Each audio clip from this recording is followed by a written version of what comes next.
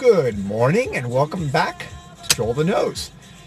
Today I want to talk a little bit more on the science of smell and specifically the correlation between emotion and smell. And I'm sure you've all out there who, like me, love fragrances, have had situations where a certain smell evokes an emotion. It could be the smell of fresh baked cookies. It could be that brings warmth and happiness and comfort. Reminds me of your childhood maybe. It could be the smell of, I don't know, Coca-Cola that gives you excitement because you have memories tied to that. But there is actually science behind the link and correlation between emotions and smell.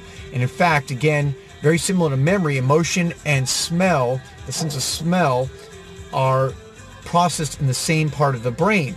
And in fact, some scientists have theorized that they developed the processing of emotion in the brain and smell developed together at the same time by your brain. And therefore, there's actually a direct link between the two. So what does that mean? Have you ever gotten the sense that sometimes dogs can smell fear? And if you've ever noticed people who are afraid of dogs can sense that, and you kind of wondered why that was? Well, again, the scientific theory behind that is that dogs can smell that fear because emotion is so closely tied to smell that you actually, the brain can actually turn that smell into an emotion.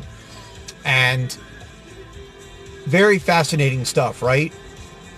I guess my takeaway from this is that you think about it where when someone is in a very stressful situation and people can sense when you are stressed or nervous, and it may not be because of an outward physical appearance like shaking or nervous or whatever, the look, but there actually may be something behind the smell that you emit through your armpits, through sweat that comes out maybe when you're nervous, maybe when you actually have confidence, when you're on a date, say, for example, or a meeting and you have confidence, and that can be picked up by smell.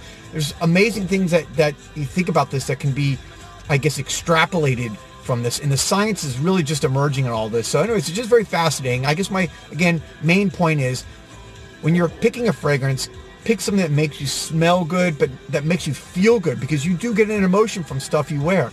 And that gives you confidence, because I think that will transmit into other people sensing that and smelling that confidence and that attraction. So there you go. Joel the Nose, just a little more science for you today on smell. Have a great one, guys.